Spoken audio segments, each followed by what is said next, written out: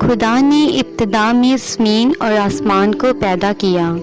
اور زمین ویران اور سنسان تھی۔ خدا نے زمین، آسمان، ہوا اور سمندر کو بنایا،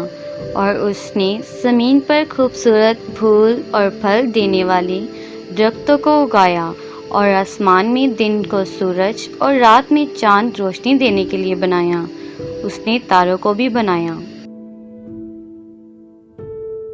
پھر خدا نے آسمان میں اڑنے والے ہر طرح کے پرندوں کی حفاظت کی، اور پانی میں تیرنے والی ہر طرح کی مچھلیوں کو بھی بنایا، اور زمین پر ہر طرح کی پالتو جانوروں، جنگلی جانوروں، زمین پر رینگنے والے جانوروں کو بھی بنایا۔ اور آخر میں خدا نے اپنی صورت پر انسان کو بنایا۔ خدا نے انسان کو زمین کی مٹی سے بنایا اور اس میں زندگی کا دم پھونک کر اس کو جیتی جان کیا اور اسے ہر طرح کی آسائشیں دیں، لیکن انسان نے تھوڑے عرصے میں خدا کا حکم ماننا چھوڑ دیا۔ اور خداوند نے دیکھا کہ زمین پر انسان کی بدی بہت بڑھ گئی، اور اس کے دل کے تصور اور خیال سدا برے ہی ہوتے ہیں۔ تب خداوند زمین پر انسان کو پیدا کرنے سے ملول ہوا اور دل میں غم کیا، اور خداوند نے کہا، میں انسان کو جسے میں نے پیدا کیا روئی زمین پر سے مٹا ڈالوں گا،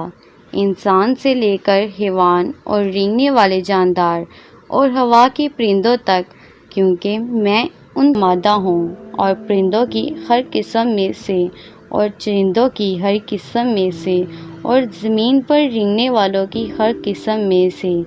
دو دو تیرے ساتھ آئیں تاکہ وہ جیتے اور بچیں۔ اور نوح نے یوں ہی کیا جیسا خدا نے اسے حکم دیا تھا، ویسے ہی عمل کیا۔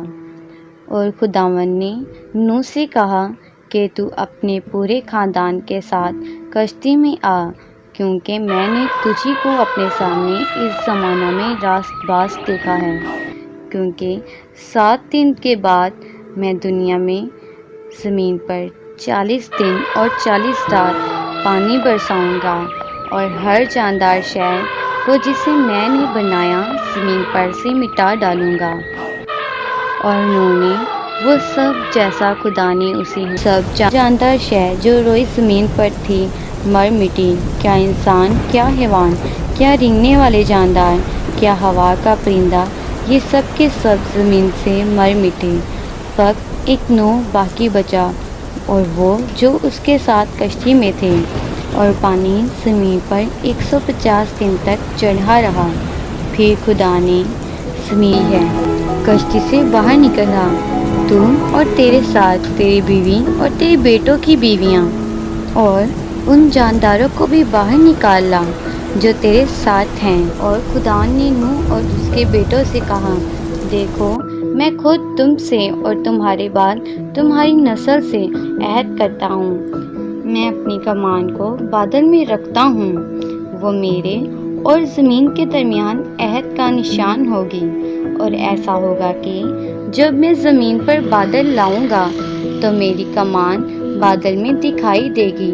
اور میں اپنے عہد کو جو میرے اور تمہارے درمیان اور ہر طرح کے جانداروں کے درمیان ہے یاد کروں گا، اور تمام جانداروں کی ہلاکت کے لیے پانی کا طوفان پھر نہ ہوگا، اور کمان بادل میں ہوگی، اور میں اس پر نگاہ کروں گا تاکہ اسی ابدی عہد کو یاد کروں جو خدا کے اور زمین کے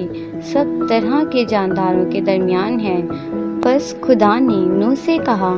کہ یہ اس عہد کا نشان ہے جو میں اپنی اور زمین کے کل جانداروں کے درمیان قائم کرتا ہوں۔ میری پیارے عزیزو، جیسا کہ ہم نے اس مووی میں دیکھا ہے کہ جب گناہ بہت زیادہ بڑھ گیا تو خدا کو غصہ آیا اور اس نے ساری خلقت کو تباہ کر دیا،